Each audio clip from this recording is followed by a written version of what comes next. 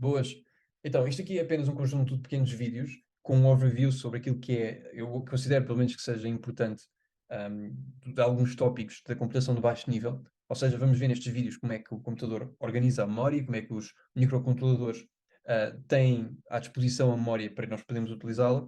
E isto ajuda a perceber, a meu entender, depois até melhor a questão dos ponteiros em C, dos endereços de memória, mesmo em assembly, quando nós movimentamos para um lado e para o outro, ah, os valores para a stack memory, para a heap memory, portanto, ajuda-nos a perceber um pouco melhor isso. Portanto, este primeiro vídeo é apenas uma introdução a como é que nós vamos operar em termos de fenómenos numéricos, isto é, sistemas numéricos, é que nós, a nível da computação, não utilizamos decimal, não é? Utilizamos sempre o binário, porque o binário é basicamente operável para um bit é um placeholder onde podem estar dois estados, e é conveniente do ponto de vista da computação, porque dois estados significa que ou eu tenho tensão ou eu não tenho tensão.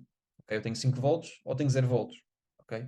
E não tem de ser assim necessariamente. Portanto, eu posso ter, por exemplo, 20 volts ser o meu high e 5 volts ser o meu low. Não tem qualquer problema. Até poderia ser, por exemplo, eu estar em polaridade invertida e 4 volts era o meu high e 20 volts era o meu low, se eu estivesse em polaridade invertida. Não é o caso aqui para os efeitos daquilo que nós vamos considerar, mas só para dizer que há essa flexibilidade. Além disso, quando eu falo em 5 volts, obviamente existem aqui pequenas oscilações, portanto, aqui vamos supor que é 5 volts, há aqui pequenas oscilações, portanto, há um ruído, e aqui podem estar, por exemplo, os 0 volts.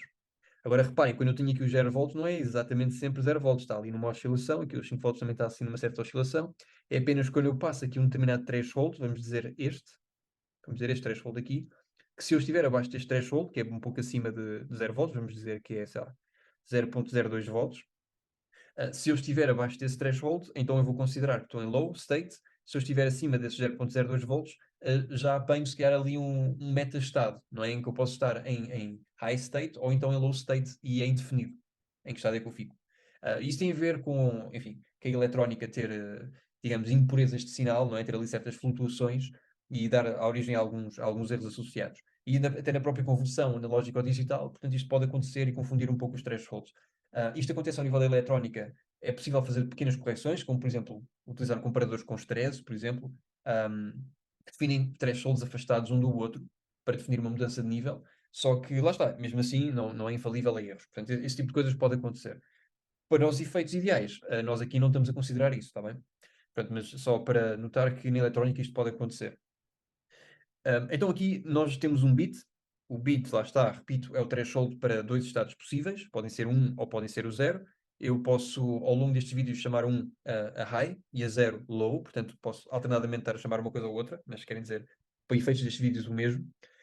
E isso significa também, isto aqui torna-se bastante conveniente, porque eu estou a usar já aqui uma palavra binária, uma palavra binária de um bit, ou seja, de um só placeholder, mas se eu utilizar uma palavra binária com mais placeholders, vamos dizer, por exemplo, 4 bits, isto aqui, portanto, são 4 bits. Eu então tenho 2 elevado a 4 números que eu posso representar aqui, ou seja, se todos eles forem zero, ou todos estes bits forem low, então eu vou ter o correspondente zero em decimal. Eu posso agora ter o correspondente 1 em decimal, se eu, por exemplo, preencher isto desta forma. E dá para ver que, permutando todas as combinações, eu consigo ter, daqui para baixo, até, aqui seria o 15, de 0 a 15, ou seja, 16 números que eu posso representar com 2 elevado a 4. Portanto, o 2 porque estamos a utilizar aqui a base 2, não é? E, portanto, temos dois estados possíveis. O 4, que é o número de bits nos quais eu posso representar esses dois estados possíveis. E daí o 2 elevado a 4, não é? Por combinatória. Um, Porquê é que isto é relevante? Porque lá está, a nível eletrónico eu posso operar com highs e lows e, portanto, a lógica booleana com números binários acaba por funcionar muito bem. No entanto, no que se trata de memórias, elas, apesar de serem representadas internamente no computador também como números binários, como tudo é números binários, elas são representadas tipicamente em hexadecimais. E há vários motivos para isto, um dos quais é poder-se construir de forma mais concisa grandes números, não é? Porque estamos a falar de memórias, o computador tem muita memória e, portanto, torna-se conveniente utilizar palavras mais pequenas para representar um número, senão teríamos sempre números muito grandes. Embora seja possível, mas a representação típica não costuma ser essa. Então, ok, vamos avançar aqui um bocadinho com as questões de binários e já vamos às questões do decimal e do hexadecimal também. Então, nós já vimos que no caso do binário, Nós podemos representar as suas palavras com zeros e com uns, ok? O que significa que eu tenho dois símbolos com os quais eu posso representar. No decimal, reparem que no decimal eu vou ter 10 símbolos possíveis, onde se inclui o zero, e portanto vou ter de 0 a 9. Agora, no hexadecimal, já vou ter, além destes 0 a 9, eu tenho que poder representar 2 elevado a 4, não é? Portanto, 16 símbolos diferentes que vão de 0 até 15. Só que agora reparem, se eu fizer isto, 1, 0, isto aqui não tem qualquer significado, não é? Porque isto seria, por exemplo, em binário, seria o meu número 2. Portanto, isto não tem qualquer significado. O decimal tem significado a partir do momento em que eu, para entender isto como um só dígito, posso representá-lo apenas com um só número. E, portanto, eu, de facto, em decimal, em base 10, consigo, através dos meus 10 símbolos, representar estas 10 vezes apenas um dígito. A partir do momento em que eu entro no número 10, ou seja, no meu décimo, naquilo que seria o meu suposto 11º símbolo, eu já preciso de 2 dígitos para o representar. Preciso do 1 e preciso do 0. Só que isto aqui já é, se vocês notarem, uma combinação de números que já existem, não é? Este 1 e este 0. E depois repete-se este 1 aqui, não é? E fica 1, 1, 1, 2. Portanto, ou seja, agora fica 1x novamente, isto perguntando de 0 até 9. Quando eu chego aqui ao 9, acontece novamente o mesmo fenómeno. Eu deixo de ter aqui 1, passo agora a ter 2 e repito este dígito. E reparem que este dígito aqui mais à direita é sempre o dígito com menor peso. E quanto mais à esquerda estão os meus dígitos, maior peso têm. E portanto eu hei de chegar a um ponto em que eu vou representar um decimal desta forma, 99. Ou seja, eu já gastei a esta altura todos os símbolos possíveis em decimal, para 2 dígitos. Eu preciso de, para representar o próximo número, introduzir um novo dígito, um terceiro, e agora os outros voltam à estaca zero. Ok? E volto a perguntar isto tudo. Portanto, isto acontece ao nível do binário também, e acontece claramente ao nível do hexadecimal também. Isto é uma propriedade inerente aos sistemas numéricos, não é? Portanto, no caso do binário, aquilo que aconteceria seria, se eu quero representar com 2 bits, 2 dígitos, tenho 0, 0 como possibilidade, 0, 1, 1, 0 e 1, 1. Ok? Eu não consigo, com 2 dígitos, representar números binários além destes. Agora, para eu representar o meu próximo número, que aqui seria o 4, correto? Portanto, aqui seria o 0, 1, 2, 3, e agora preciso representar o 4. Já não consigo fazer apenas com 2 bits. Eu preciso de introduzir um novo bit, preciso agora introduzir um novo bit para poder representar o meu quadro. E daí 1, 0, 0. Ok, o que é que acontece então? Já agora, o que é que acontece aqui? Quantos números é que eu consigo representar? Consigo, para bits, representar 2 elevado a 3 números. Ok? Porquê? Porque tenho 3 bits e cada um dos quais tem duas possibilidades. Agora, no caso do hexadecimal, eu vou ter exatamente a mesma propriedade. Agora, para 2 elevado a 4 números que eu consigo representar, o que significa que eu tenho que poder representar 16. Só que agora acontece aqui isto. É que isto aqui, na verdade, leva-me 2 bits. Ou melhor, 2 dígitos. Ok? Aqui são 2 dígitos. Uh, epá, porque, já agora, porque é que aqui são 2 dígitos e não 2 bits? Porque aqui já não é um placeholder para 2 estados possíveis. É para 10 estados possíveis. De 0 a 9, correto? Portanto, aqui já não estou a representar um bit, não é? Aqui estou mesmo a falar de um dígito. E portanto aqui já começa a ser problemático, porque eu preciso necessariamente aqui de 2 dígitos para representar este 10. No hexadecimal, como é que se representa então o 10? Só posso utilizar um símbolo. Vou representar com A. Ok? Por falta de opções. Depois tenho o B. Depois tenho o C, D, E e F. E agora tenho aqui estes primeiros 10 e os seguintes 6. E agora já consigo representar apenas com um dígito, não é? Destes 0 a 9 e depois destes A a F, apenas com um dígito, números de 0 a 15, ou seja, 16 símbolos. Ok, onde é que entra aqui a questão interessante? É que isto permite-me fazer conversões muito rápidas, por exemplo, de binários para hexadecimais. E este é um dos motivos pelos quais nas memórias se usa hexadecimais. Ok? Está-se mesmo a ver, porque como eu só tenho 2 símbolos possíveis, então eu preciso muito rapidamente de vários dígitos para representar um número minimamente grande. Só que no caso do hexadecimal, eu consigo utilizar apenas um dígito logo para representar 16 possibilidades de número. E, portanto, os meus números vão ser bastante mais pequenos, quando comparado com aquilo que é o decimal, e depois, ainda mais, quando comparado com aquilo que é o binário. Quanto maior o número de símbolos, menores as minhas palavras vão ser. Tenho mais possibilidades para representar um dígito. Então, agora, como é que nós vamos operar a partir daqui? Bem, é olhar para aquilo que é então um decimal. Vamos começar aqui com o decimal, porque é aquilo que nós já estamos mais habituados a estudar. No decimal eu vou ter aqui um número qualquer, sei lá, 361, e vai estar em base 10. Isto é o meu 361 em base 10. Como é que ele pode ser escrito? Nós já damos isto muito por adquirido a esta altura, não é? Mas nós podemos escrever este número como 3 vezes 10 elevado a 3, mais 6 vezes 10 elevado a 2, mais 1 vezes 10. Oi, e eu que enganei-me. Pronto. Ele vai sempre de 0 a... Ok. Agora, reparem no seguinte. Este 10 aqui é sempre a nossa base. Que é a nossa base, a base 10. Pronto, estamos aqui a falar da base 10. Agora, aqui em cima estamos a falar do peso que aquele dígito tem nesta base. Ou seja, o 1 tem um peso de 10 elevado a 0. Ou seja, o peso de 1. O 6 tem um peso de 10 elevado a 1. Portanto, um peso de 10. O 3 tem um peso de 100. Daí ser as centenas, não é? E portanto nós escrevemos os números decimais desta forma. E por algum motivo os meus L's não aparecem, mas pronto. Agora, o mesmo vai suceder para eu poder fazer representações de outros sistemas numéricos para a base decimal. Ok? O que é que eu faço? Por exemplo, tenho um número binário. Vamos dizer, tenho, sei lá, este número binário aqui. Ok? Eu não sei qual é este número binário. Pronto, eu na verdade sei, mas vou fingir que não.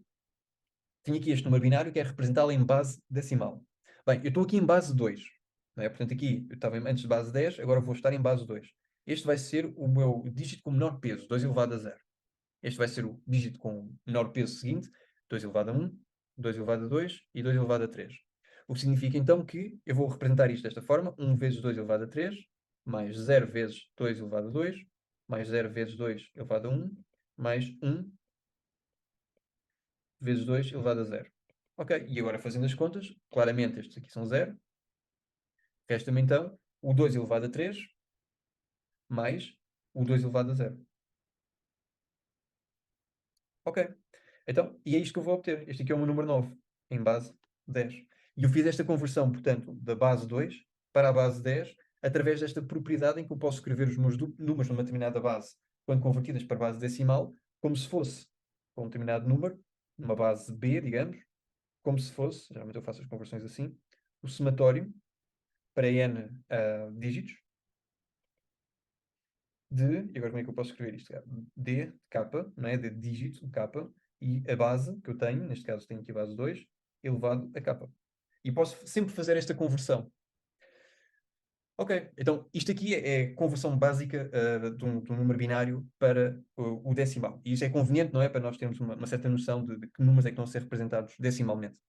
Agora, para hexadecimal, nota-se aqui um padrão um pouco mais interessante, não é? É que, por exemplo, há pouco eu estava a falar sobre a necessidade de introduzir mais dígitos para poder representar números. E isso é um conceito bastante importante na programação de baixo nível. Então eu vou ter aqui, vamos supor, um número de 3 bits. Ok, tem aqui o número de 3 bits. Este aqui é o número 3 mesmo, não é por acaso. Mas este é mesmo o número 3 e tem 3 bits. Pronto. O que significa que eu poderia representar 8 números a partir daqui. Agora, olhem o seguinte: eu conseguiria adicionar aqui um outro bit, porque me seria conveniente, e pôr-lhe aqui 0, continuaria a ser o número 3, mas agora enquanto número de 4 bits. E isto é importante porquê?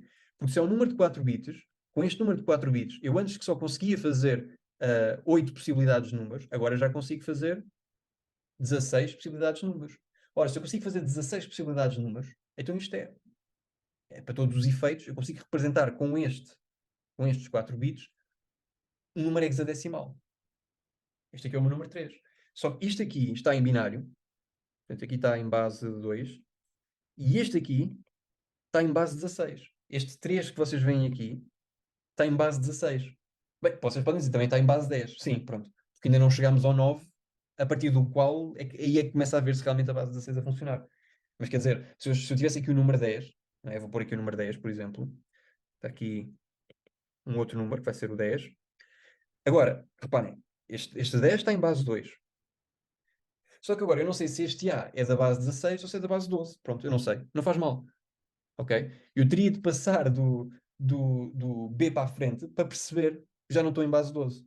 Ok? Portanto, eu aqui com estes 4 bits que aqui estão, eu consigo até escrever o número 15, que seria o preenchimento total destes 4 bits, que seria, em base hexadecimal, o meu F, que é o 15. Então, ou seja, estão a ver como é conveniente que eu consigo, enquanto eu em binário precisaria de 4 dígitos para representar 15, em decimal eu precisaria de 2 dígitos para representar 15, não é? Aqui, por exemplo, isto em base 10. Em base hexadecimal, basta-me um símbolo, que é o F. Consigo representar até ao 15. Se eu quiser agora fazer o 16 em hexadecimal, o que é que eu tenho de fazer necessariamente? Bem, vou ter de adicionar dígitos. E vou ter de adicionar, por exemplo, aqui um dígito. Se eu adicionar então aqui um dígito, estes têm de ir para 0, têm de se tornar 0, e este tem de ser 1. Então, em hexadecimal, este agora é um 0, e este é 1. Portanto, em hexadecimal, 16 é este número aqui representado. Ok? Portanto, 16 em hexadecimal são estes dois dígitos, 1, 0. Reparem que obedece ao mesmo princípio, não é? Este é o, entre aspas, o equivalente ao 10 em base decimal. Que é quando nós passamos, ou seja, iteramos todos os símbolos possíveis e passamos agora para o próximo, é sempre 1, 0 aquilo que acontece a seguir. Na base binária era a mesma coisa. Portanto, 0, 1. Já gastei todos os meus símbolos possíveis na base 2. Já gastei todos os meus dois símbolos. E agora o próximo número é 1, 0. E isto vai se repetir para qualquer sistema numérico. Ok? Ok, mas isto aqui ainda não estou muito bem a ver como é que isto vai aplicar em termos das memórias. Mas é agora que a coisa vai começar a ficar interessante. É que eu não vou usar apenas estes 5 bits. Eu, na verdade, vou usar 8 bits para esta representação. Porquê? Bem, dá-me jeito fazer estes 8 bits, porque eu agora, como em base 16 tenho esta possibilidade de representar números, eu com este byte, 1 byte, consigo ter um número hexadecimal de 2 dígitos, que me permite representar 2 elevado a 8 números, o que é ótimo. Então, vamos lá ver. Eu posso pôr aqui, voltar a pôr aqui o meu 10. Estou sempre a apagar isto tudo, mas pronto, porque sou parvo. 1, 0, 1, 0. Portanto, isto aqui é o meu 10 em hexadecimal. E agora, posso pôr aqui um outro número. Só apagar isto. Sei lá, posso pôr aqui este número. Ok. Que número é que é este em hexadecimal? Bem, este é o número A, ou seja, 10 em hexadecimal. Este aqui não chegou ainda ao 10. Ok? Portanto, aqui é 2 elevado a 0, 2 elevado a 1, 2 elevado a 2. Este é o meu número 4 em hexadecimal. Então, este número que está aqui representado num byte, enquanto binário, ou seja, enquanto tipo 5 volts, 0 volts, 0 volts, 5 volts, 0 volts, 5 volts, 0 volts. Ok? Este número que está aqui registado neste endereço de 1 byte é o 4A em hexadecimal. E eu consigo fazer rapidamente esta conversão, estão a ver, porque consigo fazer estes agrupamentos de 4 em 4. E portanto, um byte vai ter 8 bits, e eu consigo, com esses 8 bits, representar apenas com 2 dígitos, através de qualquer número hexadecimal, a palavra que lá está dentro. Ok? E por isso é que se torna conveniente utilizar hexadecimal em endereços de memória. Ok? Não é só por esse motivo, mas sobretudo por estes dois. Palavras concisas, número 1, motivo número 1, e o facto de eu conseguir fazer uma conversão direta entre binários e hexadecimais. Porquê? Basta-me separar os 8 bits, não é? Porque isto, pronto, na prática, se quiserem, está junto, pronto. Mas eu consigo pensar nisto separadamente e pensar nisto em 2 dígitos hexadecimais. Se a palavra da esquerda tivesse toda a 0, não tem problema. Ou seja, se isto fosse aqui também um 0, faz mal. Isto seria 0 em hexadecimal. Portanto, a palavra hexadecimal manter-se-ia 0A. Não há qualquer problema com isso. Ok? Se eu quiser agora somar um número, por exemplo, vou somar agora este número hexadecimal que aqui está, este aqui, ou seja, 0, 1, vou somar este número hexadecimal a este, a 0A, vou somar os dois. Agora passa o quê? Passa a 0B. Ou seja, aqui passa a 1 e aqui passa a B, que é 11.